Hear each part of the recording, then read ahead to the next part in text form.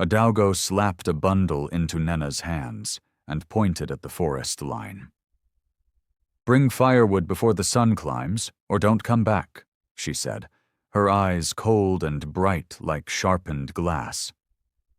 Nenna didn't argue. She tied the rope around the bundle and lifted it onto her head.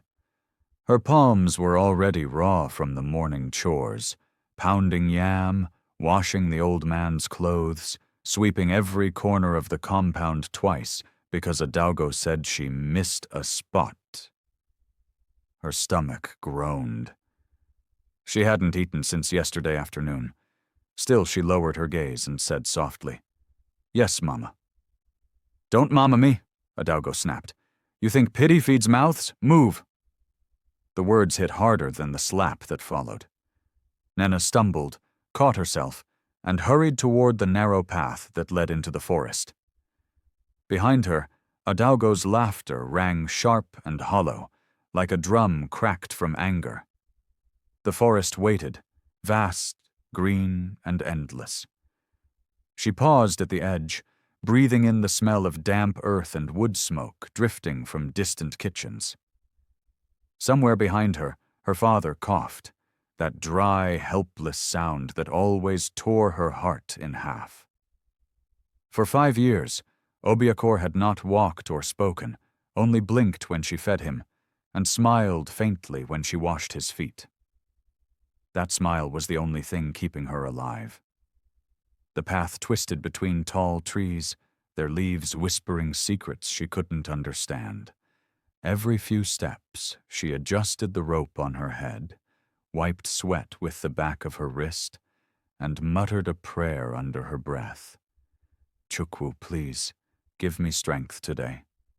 It was barely morning, but her knees already ached.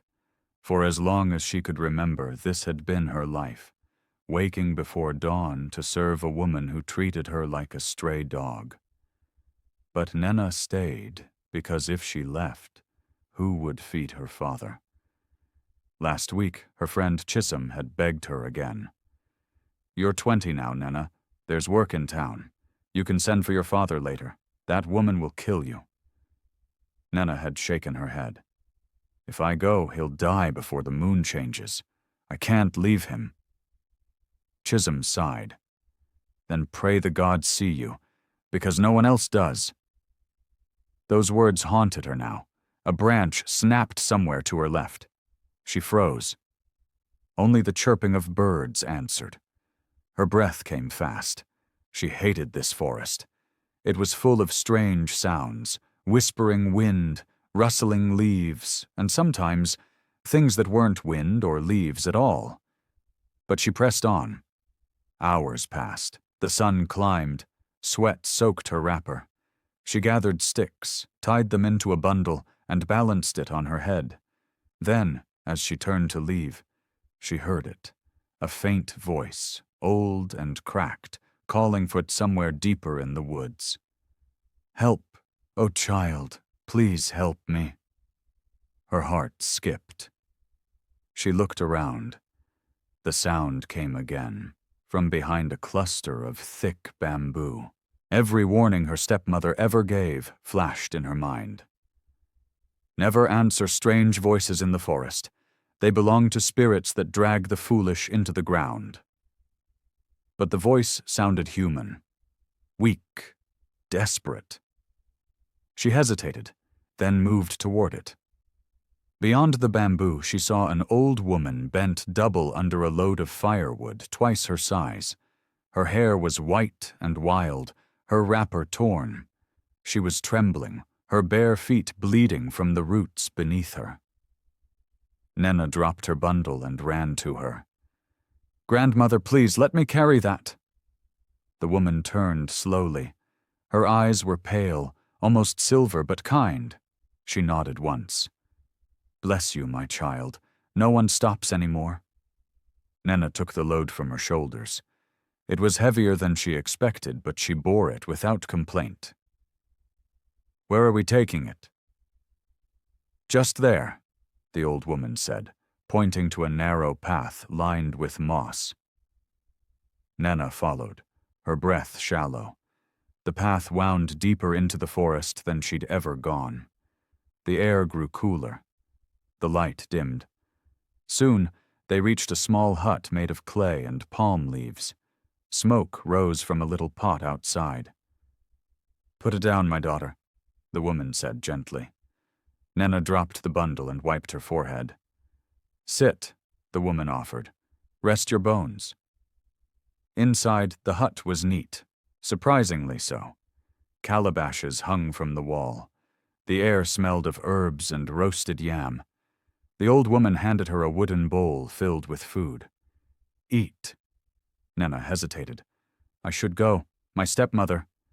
"Will not die if you rest," the woman said softly. "Eat." Something in her voice, calm, commanding, silenced Nenna's protest. She sat and ate. The yam was soft, the sauce rich with palm oil and pepper. For the first time in weeks, she felt full. When she finished, the woman smiled faintly. "You have a good heart," she said. "I have watched you pass this forest many times." Nenna frowned. "You know me?" The woman nodded slowly. "The trees know every soul that suffers. Your mother's spirit walks near you. She has not forgotten you." Nenna's eyes widened. You knew my mother?" "She was kind, like you. Her prayers never died. They waited." The woman reached for a small gourd, sealed with palm leaves. It gleamed faintly, even in the dim light. "Take this," she said. "Inside is water from the heart of the forest. When the moon rises tonight, sprinkle a little on your father's body, and keep the rest beside him until dawn. No more, no less." Nenna's fingers trembled as she received it. "Will it heal him?" The woman's lips curved. "The heart that gives will always be healed." Nenna blinked, confused. When she looked up again, the woman was already at the doorway, her white hair glinting. "Go now. And remember, do not open it for any other reason." Nenna nodded and stepped out. The air outside was strangely still. The path back looked different, narrower, darker, but she found her way slowly. Halfway home she looked back. The hut was gone. Only the forest stood, silent and deep. She tightened her hold on the gourd and whispered, "Thank you, Mama, whoever you are." Her heart pounded with something she hadn't felt in years, hope. As the sun dipped, she hurried toward home, unaware that what she carried would wake more than just her father. It would awaken every buried secret in that house. And if you're watching this story right now, don't forget, subscribe, comment, and share this video because the night ahead in Umuaka is only just beginning. By the time Nenna reached the edge of the village, the moon had risen like a pale scar above the trees. Her arms ached from carrying the gourd. Every step home felt heavier than the one before. The compound was dark. Only a weak lantern flickered beside her father's bed through the half-open window. She paused by the gate, listening. Adaugo's voice drifted from inside the house, sharp, irritated, talking to her daughter Ngozi. "You think I don't see the way she walks in and out like she owns this place?" Adaugo hissed. "If not for your father's pity, that girl would have been sold to a trader long ago." "She's foolish," Ngozi replied, "always acting holy." "Holy my foot," Adaugo spat. "Let her come home late tonight. I'll teach her holiness." Nenna's heart sank. She slipped quietly past the kitchen wall and into the back room where her father lay. His eyes were closed, his breathing slow but steady. "Papa," she whispered, setting the gourd beside him. "I met someone in the forest, a grandmother. She gave me this. Maybe it will help." Her father's eyelids fluttered. He couldn't speak, but his gaze found hers. the same way it did every night. She lit a small candle and unsealed the gourd. A faint glow shimmered in the water, not like fire, not like light, something softer, alive. Her hands shook as she dipped 2 fingers inside and let the drops fall across his chest. For a moment, nothing happened. Then, a sigh escaped his lips. She froze. "Papa?" His fingers twitched. His eyes moved slowly from the ceiling to her face. Then came a sound she hadn't heard in 5 years. His voice, dry and cracked. "Nena." Her breath caught. The bowl slipped from her hand and rolled under the bed. "Papa, you're talking. You're talking?" He blinked, weak but smiling. "You never stopped caring for me." Tears burst from her eyes. She fell to her knees, clutching his hands.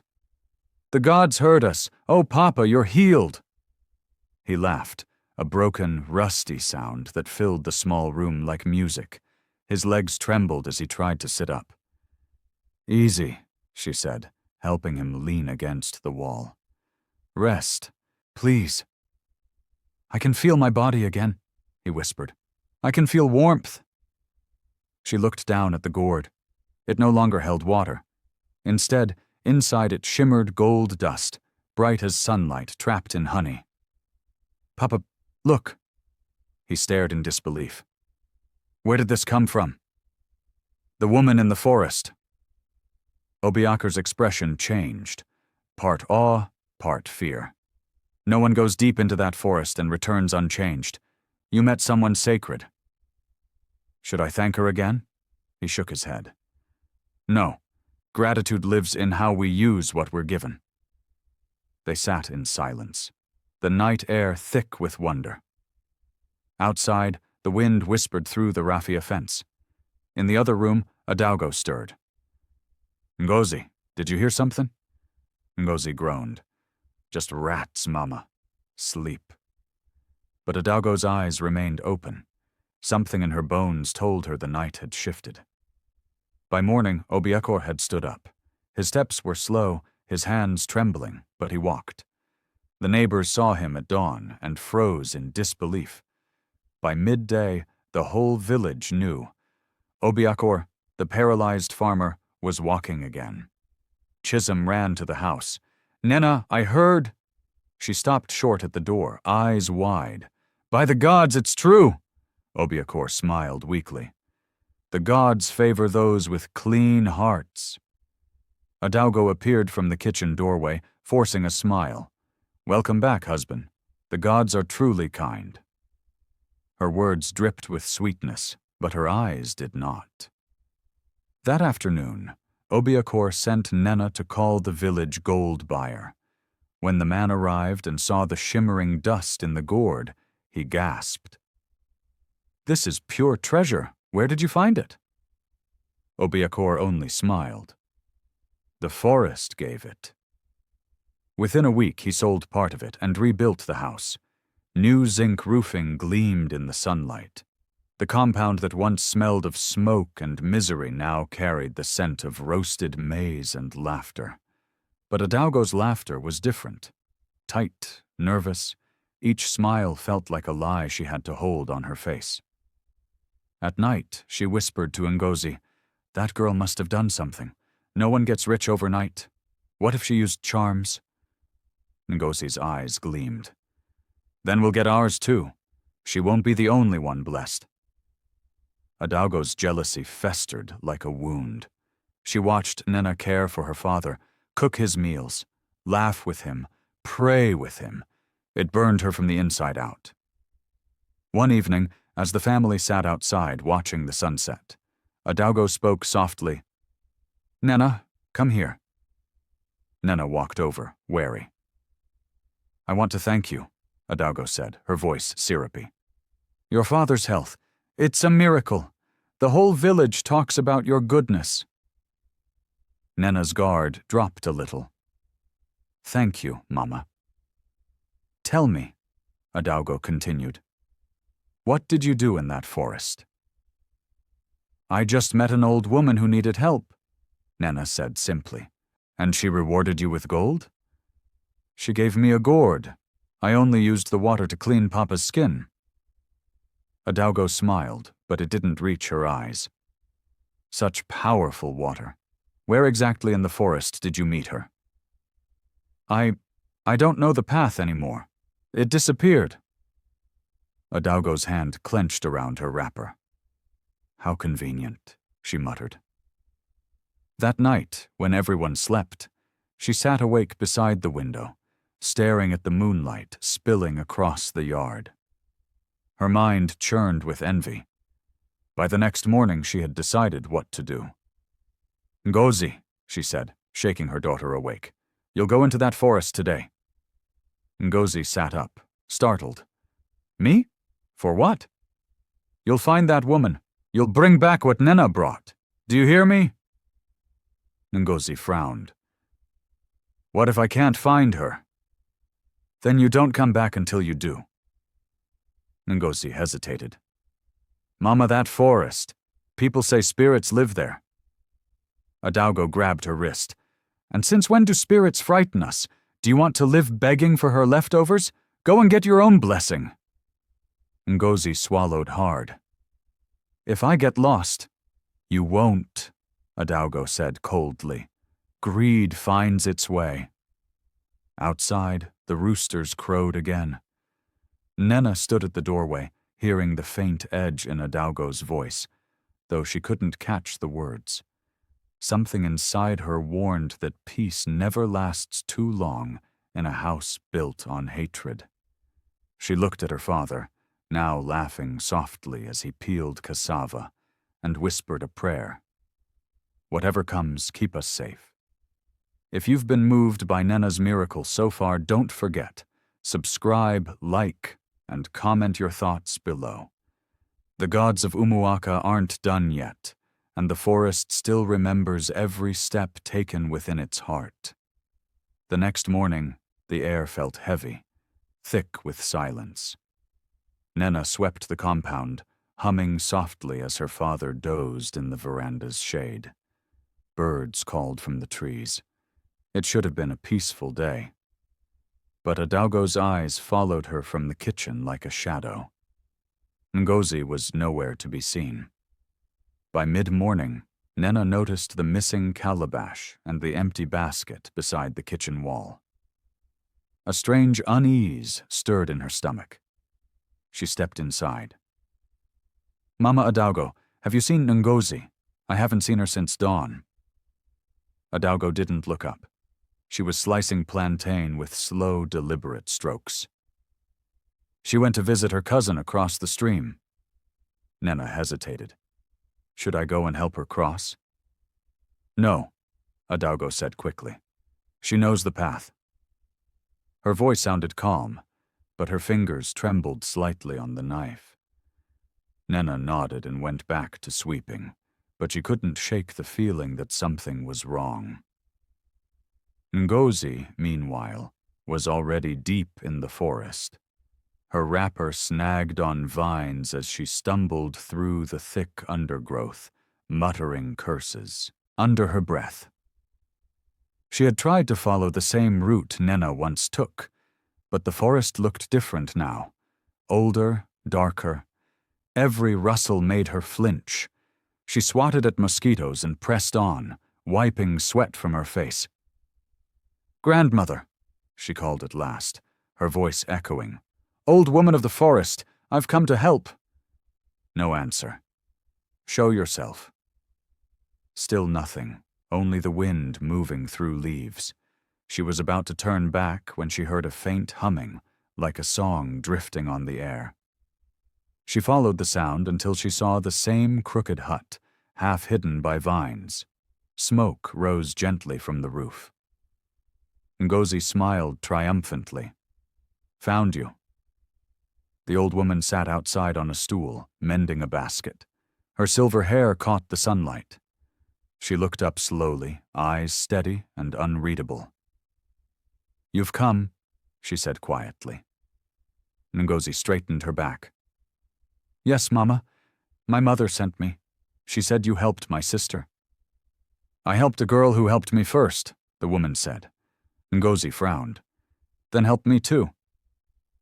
Will you carry the wood? Ngozi glanced at the heavy pile beside the hut. That much? The old woman's gaze didn't waver. The forest doesn't bless lazy hands. Ngozi sighed dramatically and picked up a few sticks, grumbling as she staggered under the load. Fine, I'll carry it. They walked in silence for a while. Sweat ran down her face, and thorns scratched her ankles. Is this enough? She asked. Almost, said the old woman. Put it there. Ngozi dropped the bundle and wiped her hands. Now give me what you gave her. The old woman watched her for a long time. You must not open what you are given until the first rooster cries. Do you understand? Ngozi nodded impatiently. Yes, I understand. Just give it to me. The woman turned into the hut and came back holding a small gourd, identical to Nena's. Take it, she said. But remember, greed wakes early. Ngozi snatched it from her hand. Thank you, old one, she said, though there was no gratitude in her tone. As she turned to leave, she muttered, Strange old witch. The woman's eyes followed her quietly. And the forest remembers every word spoken within it. Ngozi pretended not to hear. She hurried home, clutching the gourd like a prize. By the time she returned, evening had fallen. Adaugo was waiting near the door, her face tense with hunger for what she imagined awaited them. Did you find her? She whispered. Ngozi grinned, setting the gourd on the table. Right here, Mama. Same as Nena's. The old woman gave it to me herself. Adaugo's breath quickened. Did she say anything? She said not to open it till morning, but that's nonsense. We'll see what's inside now. Adaugo bit her lip. The warning echoed in her mind. Do not open until the first, rooster cries. But greed drowned out caution. Light the lamp, she said. Ngozi struck a match. The flame flickered against the clay walls. Adaugo's hands shook as she untied the leaves sealing the gourd. Wait, Ngozi whispered, her excitement trembling in her voice. Do you hear that? The gourd made a faint buzzing sound, low and strange, like something alive inside. Adaugo hesitated. Maybe it's the gold moving. Then open it, Ngozi urged. She did. A blinding swarm burst out, angry, stinging, filling the room with chaos. Bees, hornets, wasps. It was impossible to tell. They came in waves, black and furious. Adaugo screamed. Ngozi knocked over the lamp, and the room flashed with orange light. They stumbled into each other, slapping at their faces, tearing at their wrappers. Get them off! Mama, get them off! They ran outside, shrieking, the swarm chasing them across the compound. The neighbors woke to the noise, doors opening, lanterns lighting. What's happening? Someone shouted. It's Adaugo's house, another voice cried. Something's wrong. But no one dared go near. The air was thick with bees, the sound like the growl of 1,000 curses. Inside, the gourd rolled across the floor, cracked open, dripping with dark honey and smoke. Nena woke to the screams. She rushed out of her room, her father close behind, leaning on a stick. Papa, what's happening? Before he could answer, a wave of bees flew past them. Nena ducked, shielding her face. Mama, she cried. There was no answer, only the fading sound of screams disappearing toward the bush. When the last of the swarm vanished, the yard fell silent. The smell of burned oil lingered in the air. Nena stared at the shattered gourd lying by the doorway. Her father picked it up carefully. Inside were shards of comb, blackened and sticky, and what looked like ashes. She went too far, he said quietly. I warned her heart would destroy itself. Nena's throat tightened. Do you think they're hurt? He sighed. The gods punish in their own measure. They stood in the quiet night, the moonlight falling cold and white on the yard that had once known so much noise. Adaugo and Ngozi's voices were gone, swallowed by the forest. Obiakor placed a hand on his daughter's shoulder. You did what was right, Nena. Never doubt that. Some blessings are meant only for those who carry kindness, not envy. Nena nodded, tears running down her cheeks. She didn't feel triumph, only a deep, aching sadness. Behind them, the broken gourd gave one last soft hum and went still. The night swallowed everything else. The dawn came quiet, almost too quiet. Mist hung low over the compound, soft and white, curling around the new zinc roof like ghostly fingers. Nena hadn't slept. Every time she closed her eyes, she saw bees, flashing wings, and the shadows of her stepmother and Ngozi running into the dark. Obiakor sat by the doorway, silent, a cup of hot pap between his trembling hands. His face looked older that morning, not from age, but from knowing that peace always comes at a price. She was cruel, he murmured, but she was still my wife. Nena looked at him from across the yard. She never loved you, Papa. You know that. He nodded slowly. Maybe not, but hate doesn't erase history. They stayed that way for a long while, neither speaking. Only the sound of birds breaking the silence, the rhythm of a world pretending everything was normal again. By noon, the news had spread across Umuaka.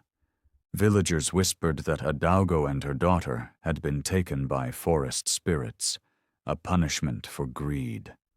Others said they had been found half dead by the river, swollen with stings, muttering strange words no one understood. Nena didn't know what to believe. Part of her wanted to forget.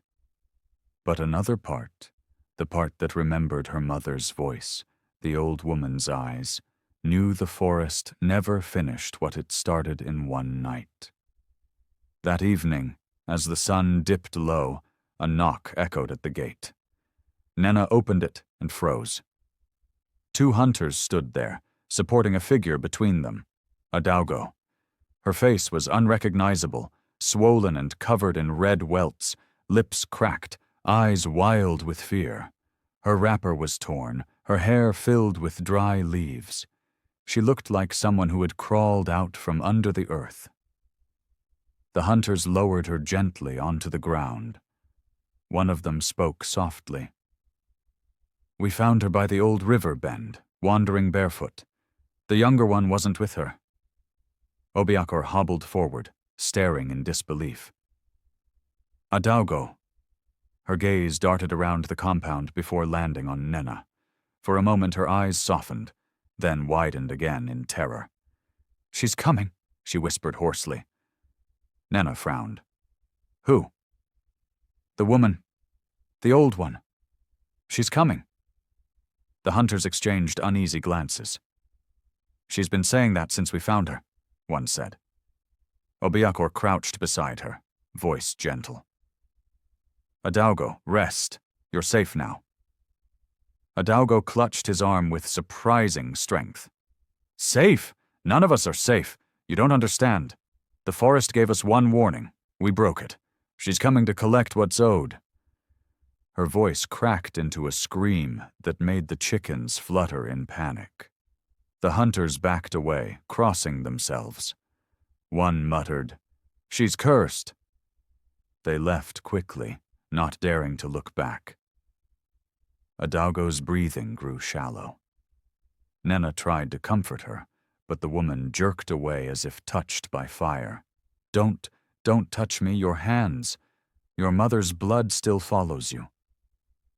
Nena stepped back, heart pounding. Mama, what are you talking about? Adaugo turned her head slowly, eyes glassy. Your mother didn't die by sickness. She was poisoned. Obiakor froze. What did you say? Adaugo's voice dropped to a whisper. I gave her the herbs. I just wanted peace. I didn't know the gods were watching. Silence fell, thick and suffocating. Nenna's vision blurred with tears. You killed her? Adaugo began to shake violently. She kept haunting me, in dreams, in mirrors. I thought the forest would forgive me if I gave it something pure, but it never did. Obiakor's cane dropped from his hand. Adaugo, stop! I can't, she screamed. She's coming for me.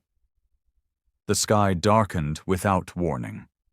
A sudden wind swept through the compound, slamming the door against the wall. The firewood by the kitchen rolled as if pushed by invisible hands. The zinc roof rattled. Then, faintly, from somewhere beyond the fence, came the low hum of bees. Nenna's heart raced. Papa, do you hear that? Obiakor gripped her arm. Go inside, child. But the sound grew louder, closer. Adaugo scrambled to her feet, staggering backward. She's here, I told you. She wants her debt. The gourd, the cracked one they had left near the doorway, began to tremble. The honey within it shimmered as if boiling from within. Adaugo screamed and fell to her knees. Forgive me, I'll give it back. I'll return everything. The wind died. The humming stopped. For a moment, the world was still again. Then, from the far side of the yard, a voice, old, calm, and familiar, drifted through the air. You can't return what was never yours. Nenna turned slowly toward the gate. There, in the fading orange light, stood Mama Nwakego. Her silver hair caught the last gleam of the sun. Her eyes, gentle yet piercing, rested first on Nenna, then on Adaugo. You were warned, she said softly. Adaugo crawled forward, shaking. Please, mercy, I didn't mean to open it. The old woman raised a hand.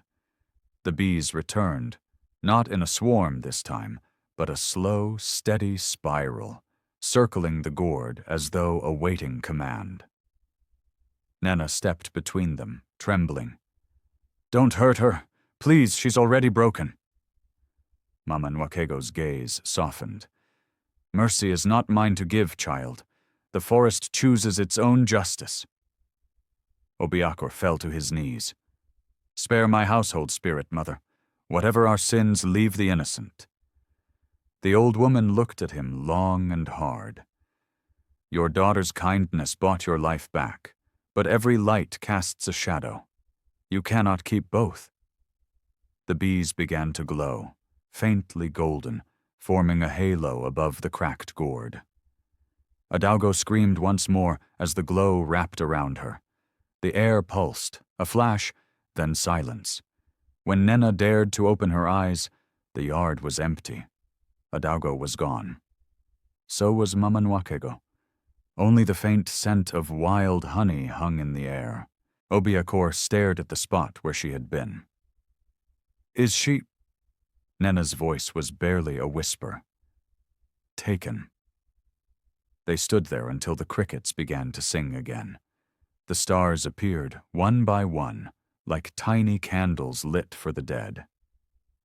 Inside the hut, the cracked gourd still sat on the floor, glowing faintly. Nenna picked it up, but instead of honey, it now held something else. A single drop of water, clear and alive, pulsing like a heartbeat. She stared at it, shivering. The water rippled, and for an instant, she saw her mother's reflection smiling up at her. Her father spoke behind her, voice low and fearful. Don't touch it, Nenna. Whatever it is, it's not done. Nenna couldn't look away. The drop glowed brighter, spilling light across her hands. A whisper rose from it, her mother's voice, soft and near. Come back to where it began. The wind outside picked up again. The bees buzzed faintly in the distance. Somewhere deep in the forest, a light flickered. Nenna's breath caught. She looked toward the trees. And then, darkness. The flame went out. If this story gripped your heart, don't leave quietly. Subscribe to the channel, like this video, and drop a comment.